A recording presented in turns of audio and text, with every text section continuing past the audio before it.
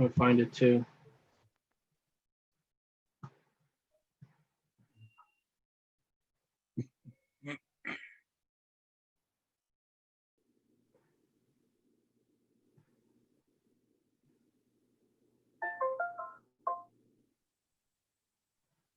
A little slow on my end. I think we're live. Let me get off of here and go into. All right, guys, we're live.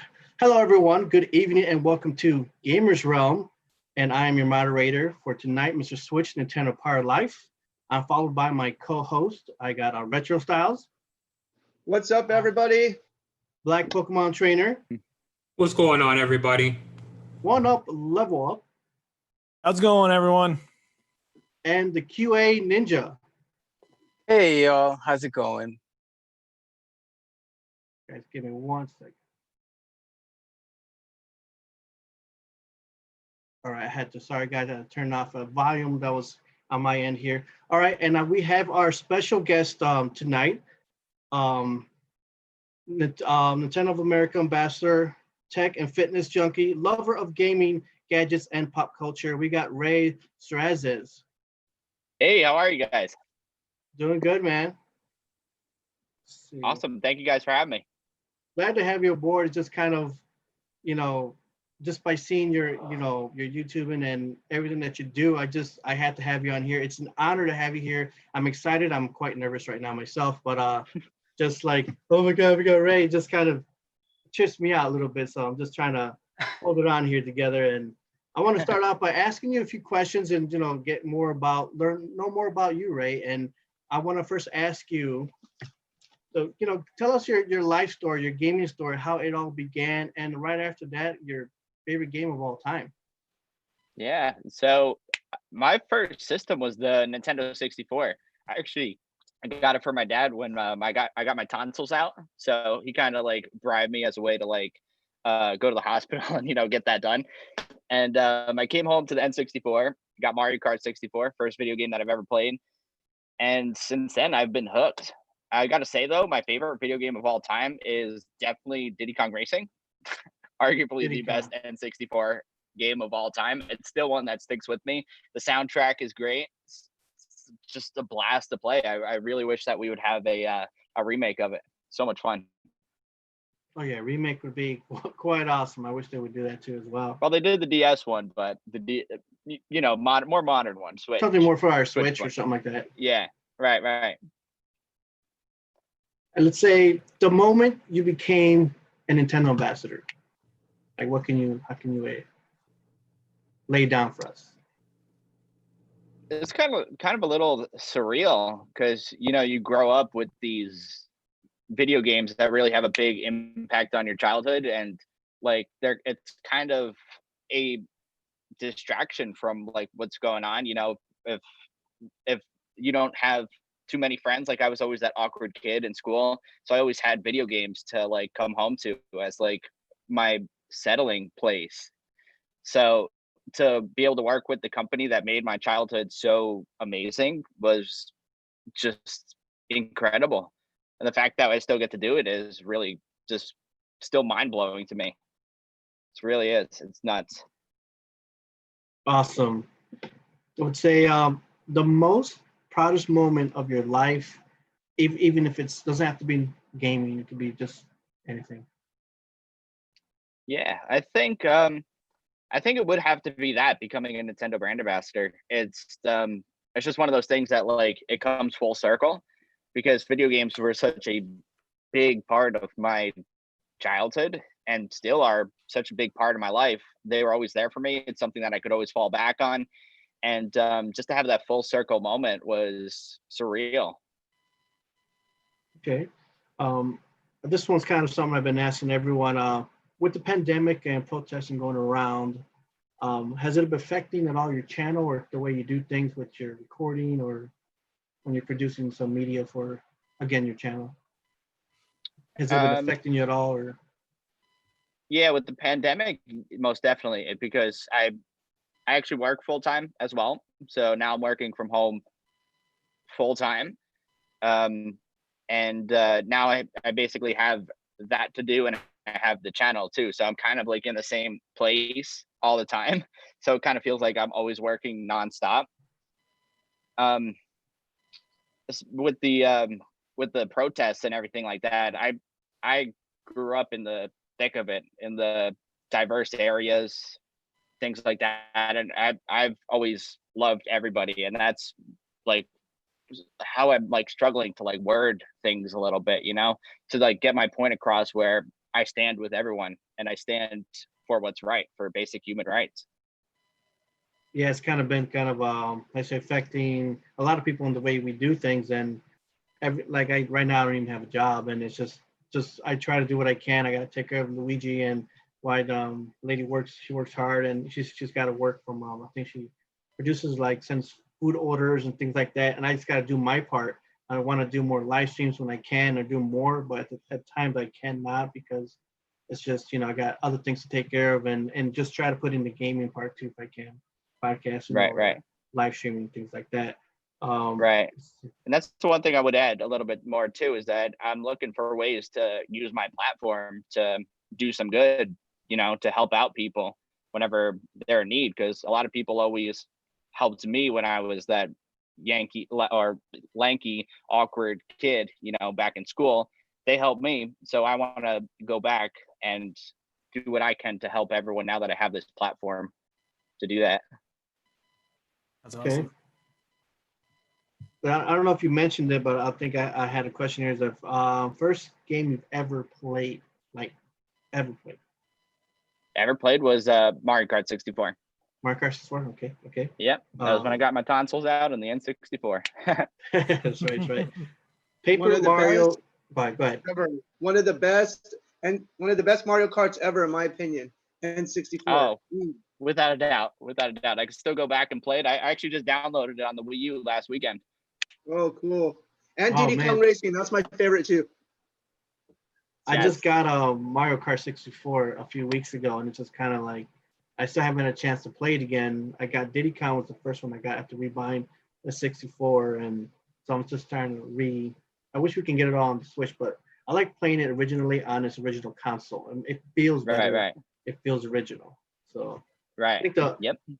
the last major question that I have is with the Paper Mario Origami King, do you think, how it just popped out, it just came out of the blue, it surprised us, we were excited, it was awesome, but do you think Nintendo has any other big surprises coming out? Do you think there's a direct or anything? We keep hearing yes, no, or no, more no, and what is your feel on that? You think there's some big things coming for us, or from Nintendo?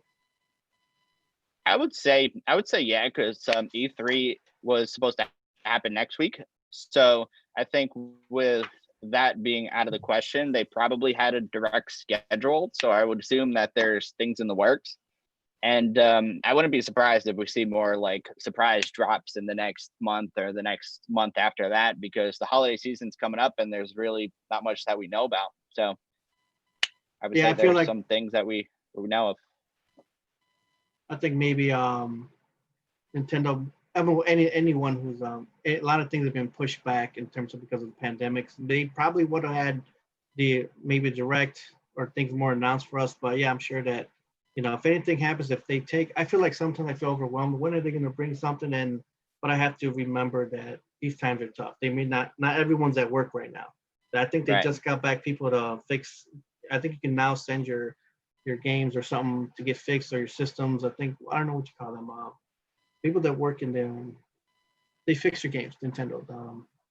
The repair centers, right? The repair center. I know that they I heard they just got back to work. We can start sending those out. But for those who need help fixing something, other than that, let's get into some conversation with the guys too. BlackPKMNTrainer, you have some Pokemon news. Yes, so June 2nd, if you guys are Pokemon gamers, it was a pretty big day. What we've been given in January is the fact that we have 2 new DLCs coming to Pokemon Sword and Shield, which are the newly released Pokemon games. On June 2nd, they dropped a trailer for their first DLC that's going to come out. And not only did they drop a trailer, they dropped a release date. So on June 17th, which is a little less than 2 weeks from now, we're going to be graced with the presence of the Isle of Armor DLC for Pokemon Sword and Shield, and I'm super excited for it. Mainly because there's a lot of new Pokemon coming in, and I'm primarily a shiny hunter with Pokemon, which takes tons of grinding, hours sometimes. Sometimes you can get lucky and it can happen in minutes. Sometimes it takes a month before you get a shiny Pokemon, but there's a lot of new Pokemon that they're bringing back from previous games into the DLC, so that's exciting. Brand new story, brand new legendaries, brand new battle towers. So there's going to be a lot. There's going to be a lot going on, and this is just within the first DLC. And the second DLC is going to be awesome, but I'm not going to talk too much about that.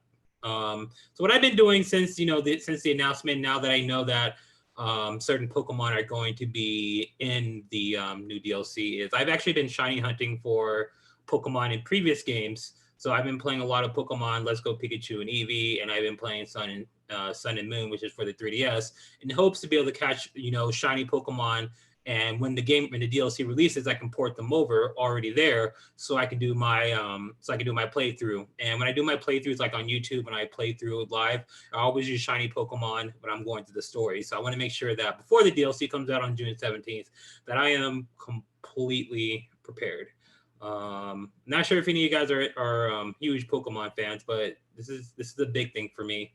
I've been waiting for a very long time, especially since I felt like they gave us news about it too early, because January seemed like it was forever ago. But a lot of people on my channel are excited. I did a reaction to the trailer, and I'm excited. It's going to be good times, guys. Great, very good. Let's see, the QA Ninja, did you have any questions or something you want to add in there? Yeah, definitely. Something for me, like I'm really a big fan of your channel too. I've been following your YouTube channel for a little bit of time now, and I do have some questions like regarding so for me, one thing I really noticed that you're really good with, like your presentation and just the way you go about it. Like on your YouTube platform, like when did you realize, or was there ever a point when you realized, wow, I could really like take this full time as a YouTuber, and I could realize I could be really successful with it as a YouTube content creator? Yeah, so I've been doing it for, I would say 10 years or so. I've definitely jumped between different channels and things like that. I started out with WWE stuff, actually, wrestling Nice. stuff. So I talked Nice. I talked about replica belts and things like that. If you scroll all the way back on my channel, you'll see like original like belt videos, world heavyweight belts and things like that. They were very cringeworthy looking back at it now, but they were doing very, very well. I met a lot of awesome people doing that. But then I went off to college at the time, and I got into doing short films and things like that. So those did okay. People don't really search up short films and things like that. And once I started getting back into like tech and the games and things like that, things just started like snowballing for me. And I wouldn't say I'm the most successful creator still, but I do what I can. And I think there is a point where maybe in the coming months, that it could be a full-time thing. Oh, wow. Nice. Any other questions on QA? That's awesome. Thank you. I mean, any advice for, content creators on the come up? Any advice that you would give us or anything like that? Or Yeah, I would say just stay consistent. Just have a passion for what you do. Love the content that you make, and even if it's not the most high quality, I started somewhere. Then I started honestly selling things on eBay, and then I bought myself a good camera. And then I started doing the same thing, but it upped the quality of it. Yeah. So I would say stay consistent, love what you do, and just enjoy it. It's fun. Nice. Yeah. Very cool. Thank you. Appreciate that. Thanks. Yeah, no sweat. I want to piggyback off of something that Ray said and the advice that he gave on growing your channel and doing your things on YouTube. One thing that was actually really toxic for me was comparing myself to others. When growing your channel and trying to make your content, that's something you really do have to eliminate, because you're out here trying to do something for you. And whatever anybody else does, how many subscribers somebody else has shouldn't affect what you do, because it'll harm the quality of the content that you're putting out, and because people will be able to see that you're not having fun and whatnot. So when you're out there, you know, just do you, have fun, and don't focus on anybody else but yourself. Very good. Yes, I applaud that. I applaud that. Very And you're the good. perfect That's a good example one. for that, Black, as well, because since you've been focusing on Pokemon, I've noticed your channel has been doing a lot better. You know, you getting a lot more consistent viewers, a lot more consistent subscribers and stuff. And I've been enjoying your videos too. I'm not interested in Pokemon at all, but I do enjoy your content. You know, I've been trying to get into a series, but I just can't find a liking for Pokemon, but that's okay. It's not for everybody. Exactly. I mean, there's series that I'm not into too that people just absolutely love. I mean, different strokes for different folks. Yeah. I really like that. That's really good advice. I think for me, you know, as a small YouTuber, I didn't really start with any real goal. I think my thing was I just wanted to help people out, you know, with questions that they had in retro gaming. And I think I started just, you know, making it where I try not to take it too seriously and just started just to have fun, as cliche and corny as it sounds. Just, you know, try to have fun. You know, because at the end of the day, if it wasn't successful, at least you enjoyed what you were doing instead of trying too hard. And I think it kind of Right. worked for me because I try to just let my own personality shine and kind of be my own inner nerd, so to speak. So I think that helped a little bit, you know, but yeah, just, you know, have a good time with it, you know, and network. I think that's always a good thing too. Right. And to add a little more Julian. to that is, I had a big passion for, or I still do, for filmmaking and video production. So that's what I went to school for, and I really enjoyed like the short films that I did, and they didn't do hot at all online. I just loved to do them because they were a lot of fun. So I mean, I'm not a numbers guy. I don't like judge anything by how it does online. Like I just do whatever's in my mind. So just stick to what you love. Yeah. Be passionate about it. I think for myself, during the past, let's say, couple months, I see myself. I'm too worried about it. I see myself like I'm hitting like a plateau. There's nothing really going on. I'm streaming one day, and then I get like I feel like, what am I doing wrong? Or I just can't find that one game on a specific day where I can get the right number of people. But then I tell myself, dude, don't worry about it. Stop thinking about numbers and things like that. And my Tuesdays are good. I do my Mario Kart thing, and but maybe the next game I did, Luigi's Mansion, was just not my thing or something like that. I love the game regardless, but I'm trying to grow something where I can involve more people to play and game it together. Because sometimes it's just like if I'm just playing alone by myself, I think people find it more interesting to play with you, and we all do it together. But I'm trying to find myself more in what can I do better, what am I doing wrong, or anything like that. But again, I don't want to start putting myself down in any way. But I think that's what I was doing recently, and now I'm just like, you know what, dude, don't worry about it. Just do the best you can, or think of something else that you want to do within, because I want to stay with Nintendo, and I love Nintendo. And as much as I want to play something else, I try to do a thing with with Sony and things like that on a mixer, but then that just wasn't my thing. But I love my game with Nintendo, and whatever it is, I want to start doing videos and maybe more instead of just playing. Just again, I've never really done it where I talked about a game, explain more about my love for, my passion for that. My favorite game of all time, let's say A Link to the Past. I want to do something special and big for it, but I don't know what. I'll think of it. I'm trying to do something for Super Metroid, and this guy has this really cool mixed music, but I don't know if mixing music is gonna be good for, mix well together. If it's anything like, I try to add music to it, and it's just you get some type of copyright or something like that, and I got to be careful in a lot of ways, but I'm trying to find ways to make it better. And I think eventually I'll find my place along the way. That thing that's, again, Gamerz Realm that just popped up 2 months ago. We all just started doing this. It became something big for all of us. And I wanted to include some good guys to do this. And it seems like we found our place in something. I did find something else that I like doing besides just gaming this. Now it looks like podcasting will help out, and maybe it'll make me a better speaker in time.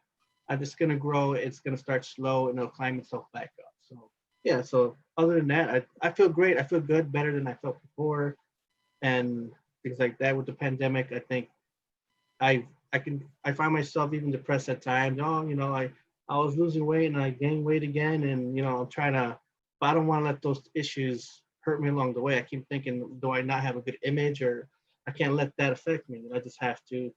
You'll get people come on your channel and they'll say, oh, you're too old for gaming, or you're this and that, and I don't allow that. In terms of, don't let others control you. You have to control yourself, control those feelings, and make that channel work for you. Again, but yeah, that's how I feel on that one. Let's see. Yeah, Retro, like- go like- ahead. Go ahead. Sorry. No, go ahead, Ray. Like I said before, I wouldn't let the numbers put you down or anything like that. Everybody starts somewhere. I started with very cringeworthy videos, so I would say if I can do it from working from my bedroom, anybody can do it. All I need is the camera. Just set it up, start going, see what happens. That is so true too, because like some of my most proudest videos I've done are the most cringeworthy on my channel, but I had so much fun doing them, and I don't even care if no one even looks at them. You know what I mean? And then Mr. Switch, I think you're a little bit too hard on yourself as well. Like, you do something really great there, and I think you just gotta just not overthink it and kind of just do your own thing, be yourself. That's the most important thing. Because I was like you, I was really worried about trying to grow my channel, trying to find a way to get views and stuff. And like now, I'm working 60 hours a week. I don't really have a lot of time to really focus a whole lot on my channel, but I have so many ideas I want to do, but not a lot of time to do it. And I thought it was really interesting, Raymond, that you said you work full time as well. So I have a question for you. So how do you balance your life versus your passion for doing YouTube? Because I'm trying to find a balance, and I'm really struggling with that. And so I'm not being very consistent. So how do you remain consistent while working full time? Yeah, it's really tough. It involves a lot of sacrifice. So it involves a lot of missing family time, missing time with friends, to basically sit where I'm sitting right now in this little studio that I made, and just doing it. If you have the passion for it. I've always loved filmmaking. I loved video production. It meshes well with games and tech, and it all comes down to sacrifice. If I miss going to the gym one day, it's because I was filming down here trying to make a video. And it doesn't stop at the production either. It involves the marketing too, titling, tagging your videos and all that. So it's a huge time commitment. It's a full-time job in itself. Yeah, when I first started doing this, a lot of people said, like, especially if you're doing a gaming channel, that you spend about 20% actually playing the games and about 80% actually like editing and doing the whole video stuff. And that really freaked me out because I didn't know how to do any of that. So I kind of just like self-learned, and I actually started really enjoying editing. That's like my favorite aspect of it. Like I love streaming, but like video editing is definitely the thing that I love to do the most. It just takes a lot of time. Oh yeah. If I could plug a product real quick, it's the Elgato 4K60 S Plus. It's the capture card, external capture card. You don't need a computer. I lay in bed and I record gameplay footage while I'm playing the game. It's sweet. Awesome. It records right to an SD card. That's exactly what I use. That was Is one it? of the first things I got besides a Blue Yeti microphone when I started doing this channel. And I was like, that's the two things I needed. And so I was like, all right, I'll do it. Sweet. It's so awesome. It's a game changer for me too. Yeah, it's a nice product. I highly recommend anyone to get one if they haven't got one yet. Retro Stylz, you got something for us, my man? Yeah, I wanted to first say something to QA. He hasn't been on YouTube very long. So I always thought it was cool how his channel's been just skyrocketing. I mean, we're not talking about numbers, but like, I was like, geez, I've been doing YouTube for 2 years and this guy's got the cool, like, I don't know, you got the radio voice. So like you said, don't focus on numbers, but you're doing good. You're doing good, dude. Thank you. Thank you. When I first started watching your channel, you had like 400 something subs, and in the last few months you shot up to like 4K. So I was like, it's pretty cool. So you got the movie magic. Thank you. I mean, yeah, I guess I just like to have fun with it. I haven't been able to do content as of lately because I'm in a moving process, and we just bought a house recently, Ray. So haven't been able to make videos as of late, but I want to shoot back into it eventually and cover other topics. But a lot of the stuff that I like to post is just about stuff like I'm a big Sega fanboy, so anything like Sega related, or sometimes I'll cover other stuff. But that's like pretty much it, I guess. But I have to get back. So you probably really loved last week then, huh? Oh, so about that, I didn't even want to bring that up. Well, I mean, no, last week was fun. I thought you were talking about the Sega announcements from 2 days ago. Oh yeah, Oh, yeah. oh yeah. No, but last week was a lot of fun because it was Sega night. So I had my little Sonic the Hedgehog gear and all that fun stuff. That was a lot of fun. But Sega Genesis definitely dropped the ball 2 days ago with their announcement. The game-changing announcement. I'm like, seriously, Sega? Are you kidding me right now? Nintendo did that back in the Game Boy days with the Game Boy Micro. Remember that? Yeah. So I don't know why they thought that was groundbreaking, honestly. Yeah, that was not groundbreaking at all. The only thing that was breaking about is I could break it in my hand. That's true. Well, my first ever console was to be fair, as a Sega boy, my first ever console was a Nintendo. It was the original Nintendo. My older brother had it. We played Mario and Duck Hunt, like till the TV popped. We were like obsessed with Duck Hunt. It was such a fun game. I remember going through the 7 of us boys at home, and again, my parents had their 7 boys, and we went through several TVs just on that system alone. And we went through different controllers, had them be, bought again, but again with different TVs. Like boom, the TV just went out. But that's like, what just happened? But through the years, it's a good time when your TV keeps breaking on you. But sorry, Dad, you bought us the Nintendo, and that's again just a little something there. Retro, did you have you had a topic for us, man? I did. You know what's interesting? I've pretty much been alive since 1983. I say pretty much because I missed like 30 days of my life because of a surgery, but it's kind of interesting that Nintendo went from being like, they're still a household name, but they went from having like things like this that are console related, like you guys were talking about the original Nintendo. Okay. And then, Ray was talking about the N64. And oh my God, that's such a good game too. Beetle Adventure Racing? Yes. Yeah, that's a bad game right there. Beetle Adventure Racing. Yeah, it was bad. Turok was okay too. You got Turok? Yeah. But it's kind of interesting. They stepped into the handheld market, which I was showing you guys before the stream. And it's cool that they kind of took things to like the mobile level, which a lot of people aren't really too hot about mobile gaming. But it was kind of cool that they ventured off to do things like Mario Run and Mario Kart, and they have Fire Emblem, and you have Animal Crossing on mobile.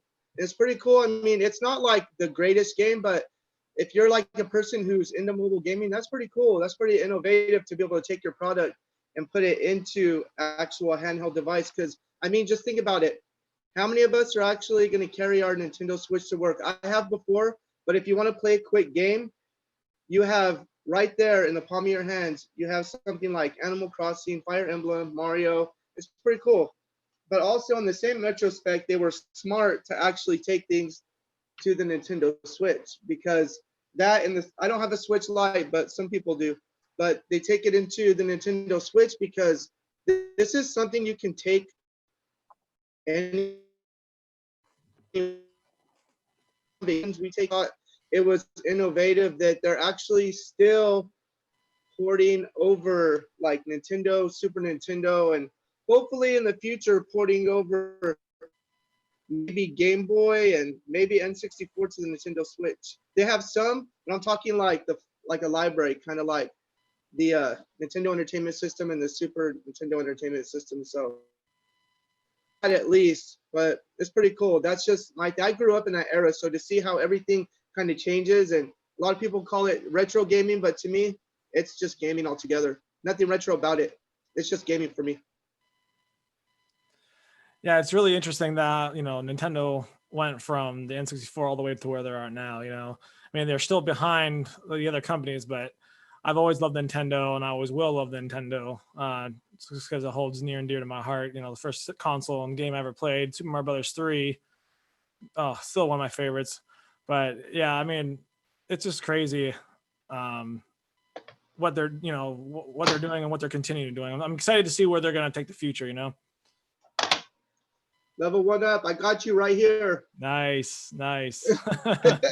The only way I can play that game now is on the Switch, unfortunately, because I don't have my original console anymore. But man, I'm jealous. It still works too. All my cards still work. And remember, like we thought, blowing into them was actually how you got them to work. Well, apparently It's not. I saw an actual thing on it wasn't Mythbusters, but it was somebody did a YouTube video and a Facebook video about myth busting, and it's just like it's the same aspect if you give a child a band-aid. It doesn't cure it, but they think it feels better. It's the same thing. Shh. You blow in the cartridge, stick it in, you think it's good, but it's actually all you're doing is taking it out and putting it back in is what the real movie magic is about. That's right, man. I was thinking of, go ahead. Or a little bit of alcohol, a little bit of Q-tip and isopropyl alcohol. That'll work too. Yeah. I always did it with alcohol myself. Yeah. I just did it with my old-fashioned spit, man. Yeah. they said that if you're like blowing into a Nintendo or any cartridge, that's the spit would actually could cause rust to actually damage the cartridge. And I'm like, that's an old wives' tale, or maybe in our case, an old gamer's tale. I'm like, come on now. But I can see why that would be true. What's interesting though is a lot of us have been doing that for years, and a lot of us still have the same games we had from years past, and they still work. I'll tell you what, it still works, man. To Retro's point, cartridges I think of 30 years ago last longer than some CDs from like the PlayStation 1 and 2. Like those CDs, they get like scratches on them. They're done. This thing, man, check this out. You knock on that thing, and that thing's still gold. Yeah, built to last. They're built to last. Yeah. Do you guys think that's why they went from CD-based back to cartridge again? Oh yeah, for sure. The durability and the longevity of it. And like not only that, like the rate of speed, the transfer speed between the cards that they use into the console is a lot greater than it was back in the day. So it kind of made sense for them to go back to. And then it also for the portability factor of it too, because we remember the PSP they have disc too, right? They did, I think, yeah. Yeah, and that didn't go over well with gaming. And also, what's interesting is you look at the size. Oh, I'm sorry. Go ahead, Ray. Oh no, I was just gonna say when you're done, go ahead. I was gonna say if you look at the size of this. And you look at the size of this, I mean, look at the comparative. It's like the size of the 3 on the cartridge, dude. Yeah. Wow. That is amazing. Yeah, you can fit 50 of these little things in there, but all this information fits into this little bitty card. It's mind-blowing. It really is. Yeah. 64 megabytes versus 64 gigs. Yeah, even the 64, I mean, it's still tiny compared to that one. Well, look at the micro SD cards. I mean, I have one that fits 128 gigabytes. I mean, and they go even bigger than that. It's crazy what they can fit in those little tiny things. And you remember the old computers and how the computers, you thought you were cool if you had a 500 megabyte hard drive, and now you have larger SD cards than that in micro SD cards. It's crazy, and like they fill up quick. It's Especially for the Nintendo Switch. Especially when you have games like this on the Switch now. Oh yeah. Yep. Freaking 64 gigabytes a piece, dude. Oh, that hurts. Dang. Yeah. Man. Hey, Ray, did you have something? Did you want to say something? Yeah, I was gonna say this will offer up a little debate. What do you guys prefer, physical or digital? Physical, all the way. Physical. I'm gonna be the one person to say digital. Oh come on! Hey, you call yourself right here, look at. How about you, Ray? What do you prefer? I'm all digital here. Oh man. Oh man. You know what? Lately, all digital I here. have been kind of lately most of my games since of course the pandemic, the last few months, all my games have been digital. And it, you know what it is, I prefer to have the separate game, but then lately I have been kind of enjoying the fact that when I got the Animal Crossing Switch and it came with the special like SD card and extra this and that, and yeah, because I can't go to the stores. Well, recently I just went to the store for the first time at GameStop the other day, but for all that time I've been missing, I have been appreciating the digital part there because yeah, it does help you in a lot of ways. And well, my daughter took my Switch case with the other Switch, so I can't storage any games anymore, and I can play Animal Crossing with her now, but from Switch to Switch. But yeah, now I'm just like digital is probably gonna be the thing of now moving forward. Maybe I'm assuming, you know, but it does help a lot. It really does help with, you know, for that particular game. You know, I know if I have to buy an extra memory card or so and things like that. And but yeah, a hard copy and physical, it is cool for its first part, especially the retro stuff that we get. But yeah, every now and then I do like I just like that little you know, just hold that game right there, you know, for a minute and then just from but again, yeah, I mean the digital is it's coming, it's gonna be there. And I just gave up my entire DVD collection since I was young and gave it to my kids, and it took the whole thing, and now my movies are all digital. All what Google's playing, all my I buy them, it's all saved on there. So that's probably what's gonna happen. I know your hearts are gonna start breaking, guys, but you're gonna have to start going digital. I'll tell you what, I never thought I would be saying this, but back in my day, the hardcore gamer was all about, like, you were not hardcore unless you had the back of your like bookshelf was chock full of games and cartridges and CDs and all that. And that's how you were judged as a hardcore gamer. But I can definitely see, you know, the shift in technology. I mean, I'm in the tech field, I'm in IT, so I understand the need for a shift in technology. I think there will still be a need for physical copies. I think it will be a long time, maybe even a decade or so before we see a full shift to digital. Because even like, to Switch's point, like I don't have DVDs anymore. I stream Hulu, I have Netflix, I have my Fire Stick with all chock full of stuff. You know, I don't use DVDs anymore. But I do have a lot of physical media, but I do, you know, I can see why I also have some stuff that I've bought on the PS4 store that's just straight digital. It's convenient. It saves space, honestly. The fact that you can play video games you can emulate games and store so much off of an SD card. You know, it is convenience, I have to say. I think it does feel good to open up that CD, but I think the newer generations that never had that experience growing up, who never did get the chance to, you know, have Mario Kart 64 and that beautiful cartridge, plug it into the N64. I can see why they don't care for that and understand why eventually the all digital will be the thing. I think it'll be some time though, because a lot of OG gamers are still in demand for physical, but you know, things do change. I understand, you know. I'm gonna back up digital to the max, guys. I am sorry. Y'all gonna hate me for this, but let me tell you about digital. With digital, because okay, so you guys see me, right? You guys see my face right here. My TV's right there, and my couch is right there. Tell me why I want to get up from my couch and like put an effort to go all the way to my PS4 to switch a disc. I do not. So the good thing about digital is that, like, you know, let's say you're like, you know, you're playing The Last of Us, you want to go to Final Fantasy. Great. You don't need to switch out a disc. You can just switch over to the other game. Same thing with my Nintendo Switch. Putting in a little cartridge is annoying sometimes. It's not like putting in like the N64 or the Super Nintendo. You actually have to put in some effort into it because it's so tiny.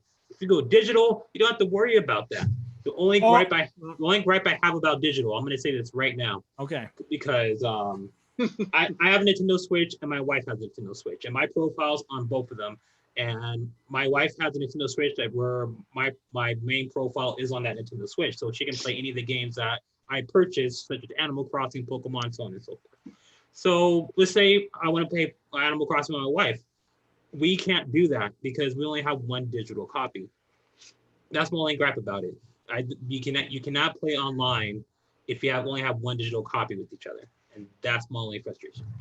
So you want to have a debate, huh? Okay, I can defend the physical side of things. All right, let's go. All right. One up. Get him one up. Get him. Get him. Get him. Get him one up. Now you made some really valid points. You know, it does save a lot of space. I can see behind me, I have all my cartridges and all my DVDs behind me. I like that though, because I'm an old school gamer.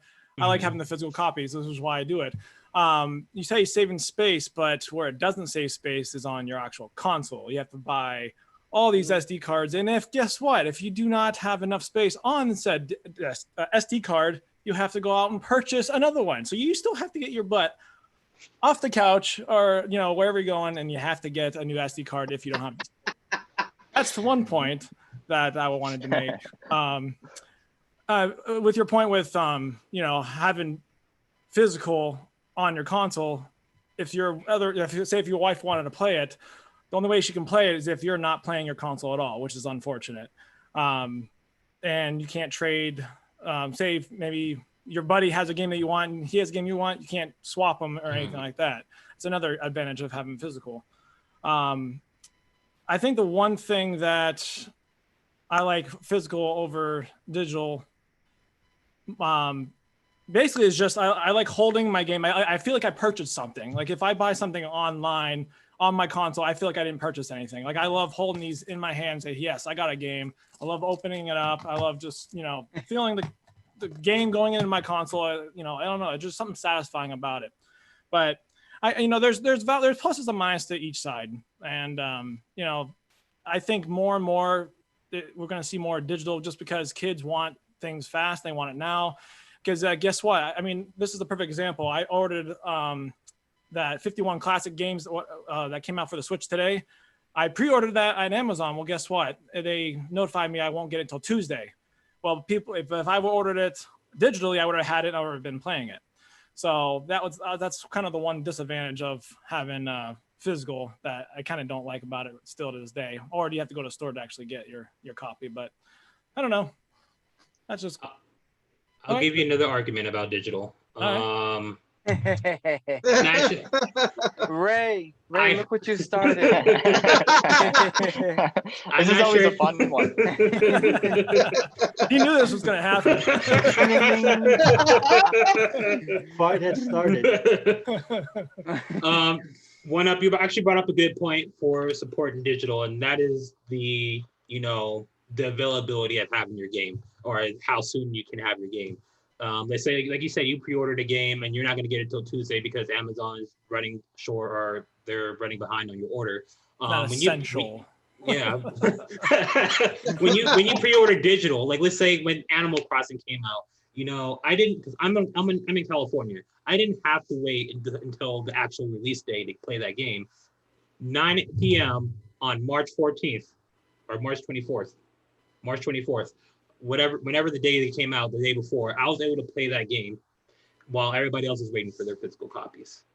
Another point that I'm gonna bring up is that if anybody's like me and they have very bad impulses on selling their games after they beat them, if you get a digital copy, there is absolute no way you can do that. So you can actually hold on to your game and not have any regrets in your future. Like let's say you beat Super Mario Bros. U, for example, and then like you go and sell it.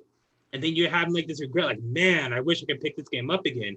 And, you know, Nintendo games, they hold their price very well. And, you know, for that $30 you made by selling at GameStop, now you have to spend double that to pick it up again.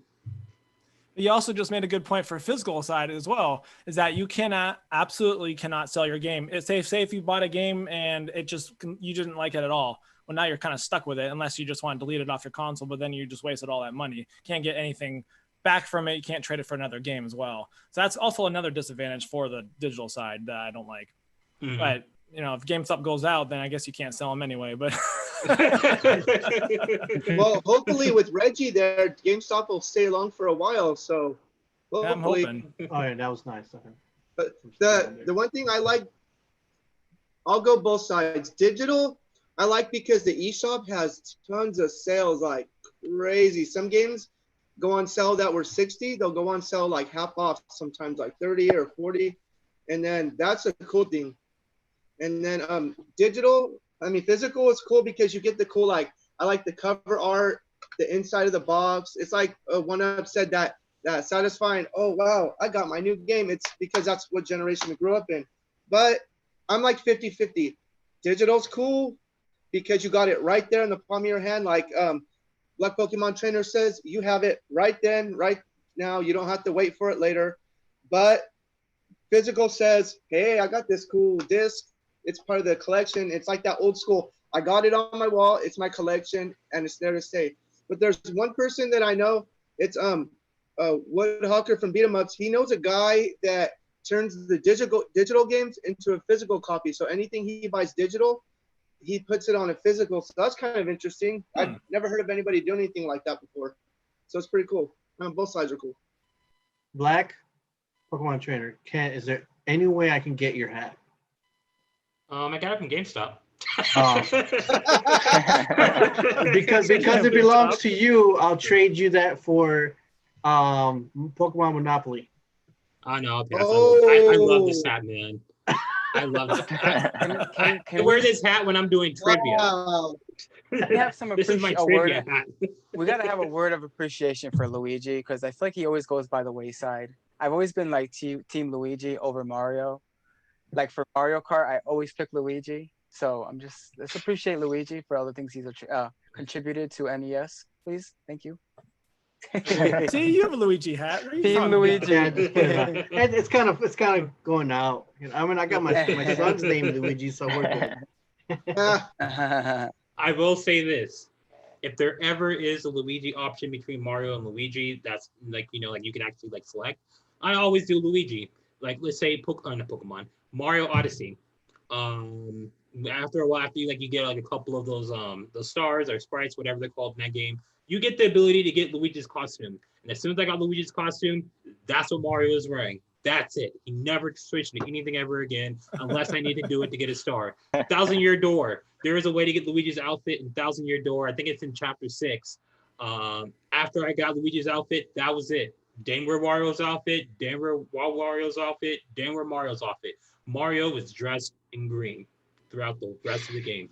Yeah. Period. Awesome. Yeah, when I play Luigi. when I play Mario Maker, I have a hard time switching from Luigi to the other characters because I love Luigi so much. You know what I mean? So I definitely feel you on that.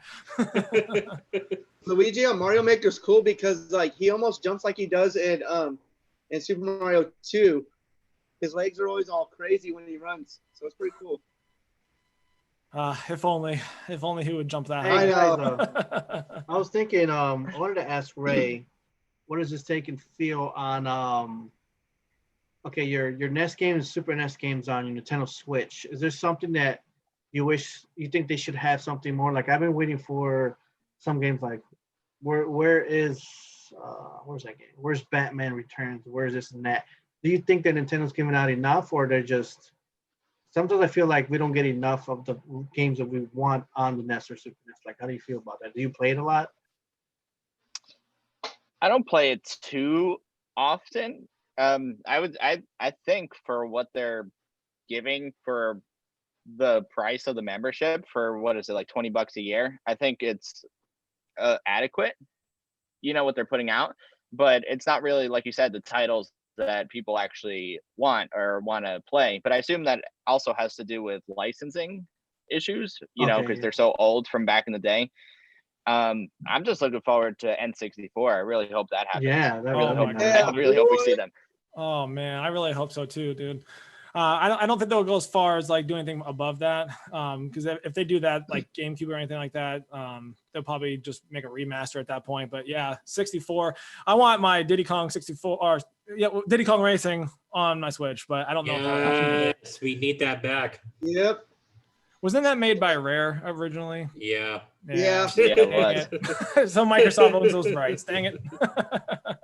Speaking of N64, Ray, before they dropped the Origami King, there was a lot of like hubbub about the remakes coming out, like Mario N64. How do you feel about that? Like how it would possibly be coming to the Nintendo Switch? Yeah, I think that would be sweet. I mean, it is the 35th anniversary this year, right? I haven't really seen too much about it. Yeah. But if it is, it's great lead up to whatever the big thing is dropping, which is probably going to be the surprise, I would say, at the end towards the end of the year, holiday season. You imagine being Nintendo think though, that they like having this huge. I'm sorry, dude. Imagine being Nintendo and having this huge blowout of all these Mario games, and then someone just ruined it for them. The surprise factor. I mean, do you think like that's actually possible? Like all those games might actually come this year. I mean, I'm kind of skeptical about it myself, but like, what are your thoughts on it? Yeah, if there's remakes, I would say that it's definitely possible because it is the 35th anniversary and they always go all out for Mario. So if we see those, that's awesome. Like those are such good games. Mario 64, the second game that I've ever played, have such great memories with that. Oh my goodness, it's so much fun sitting literally right on the other side of my basement in my beanbag chair playing that game. To relive it would be awesome. And I don't what were the other rumors? You guys remember? Super Mario Sunshine, the Galaxy games. I think just the first one. It wasn't the second one. No. And then this Paper Mario, new Paper Mario game, which now we know that that's true. Yeah. But if they did do that, would you just want them to do like port the games or actually like do like a HD remaster of them? Good question. Yeah, I definitely HD remaster would be sweet. But since they're not all on the same console, I was going to say that they would just bring them over in like the N64, app, with like they do with the NES and SNES. But since they're not all on the same console, I don't see them just bringing them over as they are. So I would say, if anything, it would be maybe like a remastered disc or a cartridge in this case. So maybe like a collection type thing. I have no idea. That'd be nice. What I'm hoping is, I'm sorry. It's all right. Go ahead, bud. I just have a lot of thoughts on this subject. All right. I'm just worried though that they're gonna release them individually for like $60. You know what I mean? I mean, do you, like, what would you pay for these games if they did release them like individually? Knowing they're Mario, they're definitely going to be $60 Yeah. or so. I would say. I don't know. I mean, 50 at the most. I mean, honestly, just because I have that depending emotion. Yeah, just because I have that emotional connection, we have that nostalgia that we love, and we always need that satisfying craving, I mean, honestly, depending on the game, I'll be happy to drop 60. I dropped 60 on Twilight Princess when it came out for the Wii U. Oh, please give it on the Switch, Twilight Princess. Yes, I dropped 60. I dropped 60, or excuse me, 50 when Wind Waker came out. Like it honestly depends on the emotional connection you have to that game. Like I would never drop that much on a remake for like older games. So like just like Super Nintendo games and whatnot. But for like games that came out for the GameCube or like above, like if I have that emotional connection, like Ray said, I'm dropping some money on it and I won't care. And then I'll worry about the regrets later. Resident Evil 3. Hey Ray, what do you think of do you want, or just, I mean, the way I feel about Metroid Prime Trilogy coming to the Switch? What do you think? Yes, I was actually about to boot that up. What was it, two weeks ago or a week ago? I pulled out the Wii U, and it required that I set up the sensor bar and the Wii remote, so I couldn't dive into it because I didn't have them. So yeah, I definitely want to see them. Oh God, I keep hearing rumors about it. The rumors are popping up a lot recently. So then now they've stayed calm. All of a sudden, like, no, why they calm down? Like, this is what I want. Supposedly, from what I've heard, that someone saw something in another country. That game is coming out on the Switch. It's out in the manifest of a store that it was coming out on the same day as The Last of Us 2 from PlayStation, from Sony. It's coming out on June 19th, from what they saw. But I still can't be that be credible, or I'm hoping, or is Nintendo gonna drop a bomb and just say, boom, here we go, countering that when something big comes out for another system, dropping that game will just counterattack on it, which I feel would be awesome. I would buy Metroid Prime trilogy. Do you imagine like booting up your Switch on that day and seeing that on like the eShop just randomly? Like they didn't announce nothing.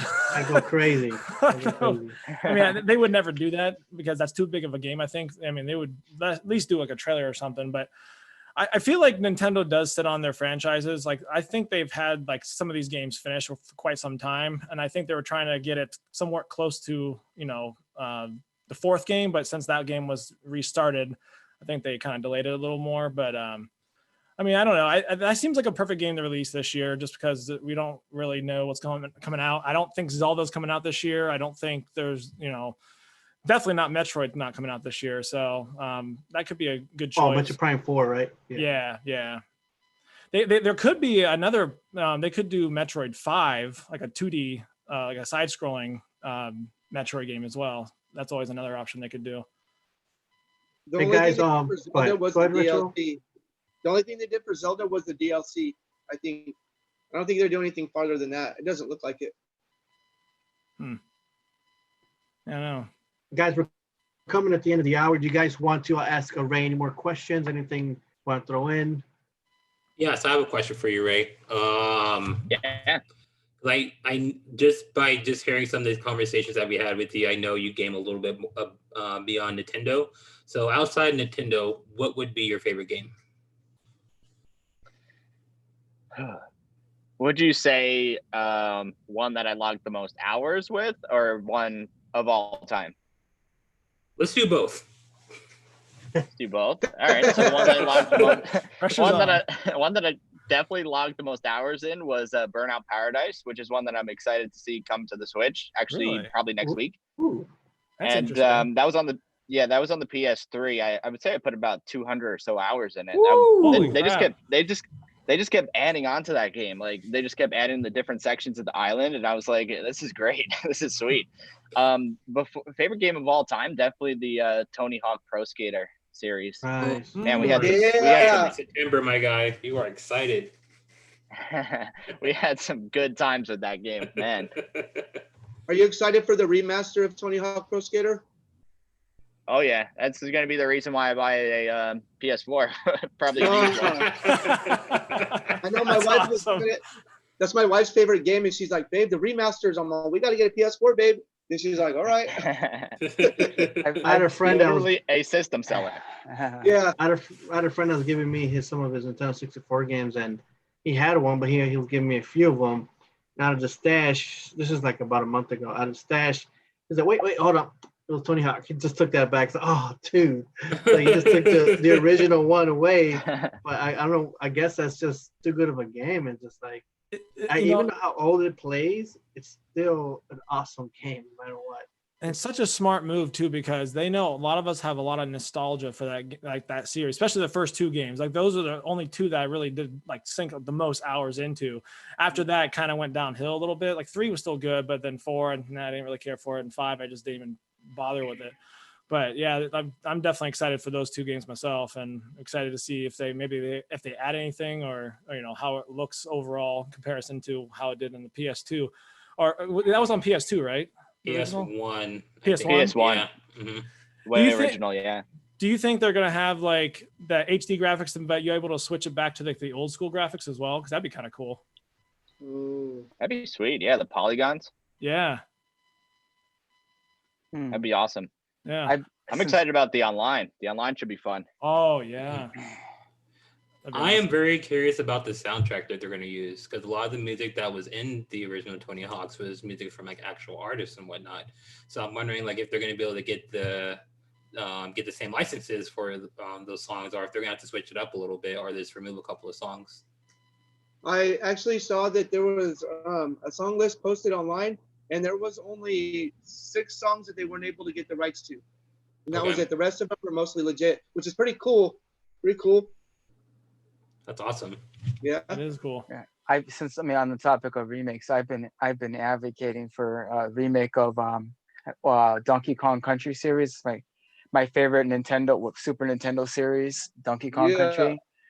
I don't know if they need if I want to do a remaster or a straight up remake, but like the graphics were so beautiful, and I think they're so beautiful to this day. So not sure how much they could really change, but if they do a remake of it for modern day, I'm pretty sure, man, that would sell like hotcakes. It really would. Oh heck yeah.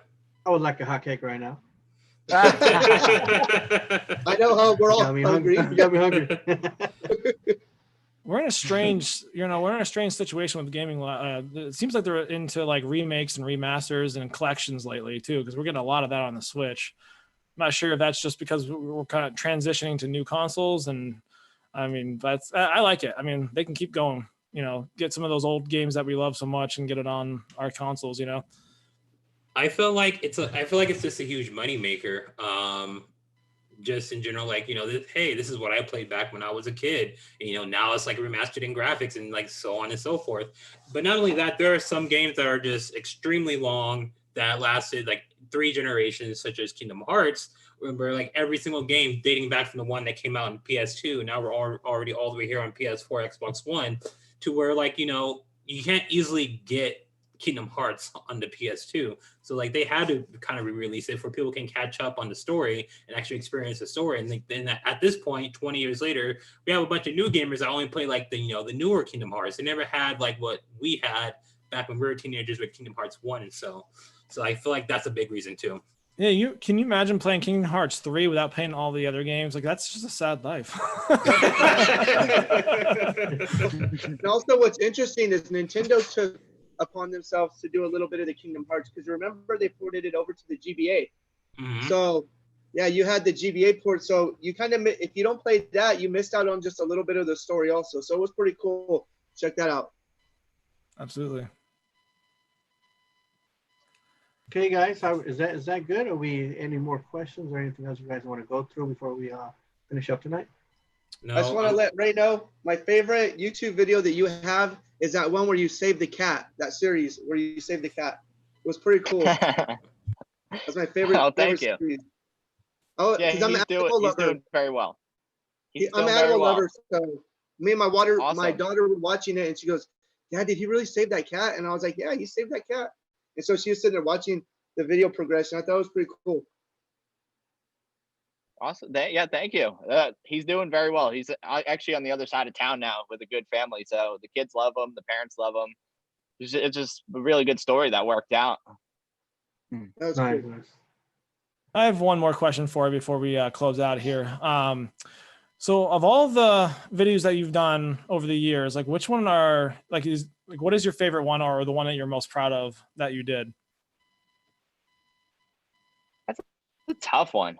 I've done so many over 10 years that it's like hard to like pinpoint just one, because I've always been like sitting in this spot, like editing different videos, trying to like pump them out. If I had to go back, I would say some of the ones that we filmed at the YouTube space in New York. We filmed some short films, me and my friends, and I actually did a Mortal Kombat remake where I kind of like stop motioned ourselves. We stood in front of green screen. We took like 300 pictures each, and we got our poses down, and I animated them together. And that was just a monster project, but I use that footage in my demo reels all the time. And it's one that just like, it's always there. Like it's synonymous like with the work that I do. I think it's one of the best things that I've done. And just animating that thing took a really long time. So I can imagine what goes into making a video game, making a little like 15-second animation to like making a whole video game. It's like, it gives you a little idea, like puts things into perspective. That's So, crazy. All right, guys. made a lot of projects. I was just saying, I've done a lot of projects with a lot of people, and it's been awesome. And I do appreciate you guys asking me to do this. I like to do things like this. So if you guys ever need me back or want me to come back, just let me know. We're gonna just for that, we'll keep you up for another 2 hours right now, guys. Let's keep on going. I can go all night. No. We have a curfew here. I'm not cooking dinner. We gotta go. Luigi's gonna be wicked. Luigi needs me. Me and Black Pokemon Trainer gotta go eat dinner. It's our dinner time. And it's almost my bedtime, so no. Oh yeah. That's right. Almost. Me and One Up are on the East Coast. That's right. Yeah. Yeah, I get all Oh, right. The missus is gonna need me because right now she's watching the baby, so she's gonna need me to take her from here. Darn it, Ray, we appreciate you for stopping by, and you've been so kind and so grateful. As time has passed, you did that awesome video from E3 for me, and you just been, I don't know, you've just been incredible. You've been awesome, and I told the guys about you, and just what you present, what you show us, is just excellent. It's a lot of inspiration from myself just watching you and and others, but definitely from you. I want to thank you so much for everything that you've done. You do a lot, for the community of gaming and everything else, because I know you do a lot of things with how you say with you did like one on that bike. What was it? That foldable bike? What was it called? It was just a lot of different things you do with cameras and all that. I wish I had the perfect. I used to do photography a lot, so that you do that a lot too, and I need to definitely make you upgrade. But overall, I just want to say thank you for being here tonight with us, and I hope that maybe we can have you again, and in the future, or anytime you want to pop in. And let's say we do this every Fridays at 7:30, and you're always invited if you want to share along and whatever topics we have and things like that, and see how I know you're very busy, other than that, but appreciate you. I appreciate everyone here, all you guys too, for coming on. QA Ninja, Retro, Black, and One Up. Thank you guys too as well. But it was a great night. It was an awesome time, and I was looking forward to this. And I'm pretty psyched out. Yes, you can tell I kind of mumble a lot. I'm still like in that nerd stage. I still can't believe, it's just great. It's a lot of power here, a lot of Nintendo power and greatness here. And again, thank you again, Ray, for being here with us. Yeah, no problem. Anytime. Like I said, anytime you want me to drop in, just let me know. I like doing this stuff. Cool. You can help us out too, because right now, well, maybe you'll be the moderator next time. You can help us out. You'll guide us through, and we'll follow along and maybe we'll take notes, see how you're doing, and like that. Yeah, whatever you want. I'll just get some debate topics like the digital versus physical. Yeah. That'd be cool. Man. Yeah, that'd be awesome. Yeah. So, all right, guys. Thank you guys all for joining here for Gamerz Realm, and we'll see you guys all next time. All right, guys. Ray, Have a great thank you so weekend. much, All right. Ray. Bye-bye. Peace. Yeah, have a good Take one. care, Bye, guys. guys. See you guys. See you guys. Take care. Bye-bye. Let me end my part here and sorry, we're still live. Hold on, guys.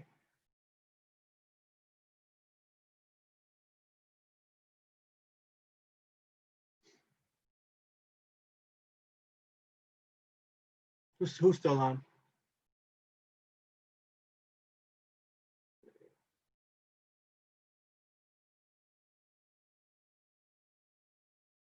For those who are still watching, thank you guys for stopping by.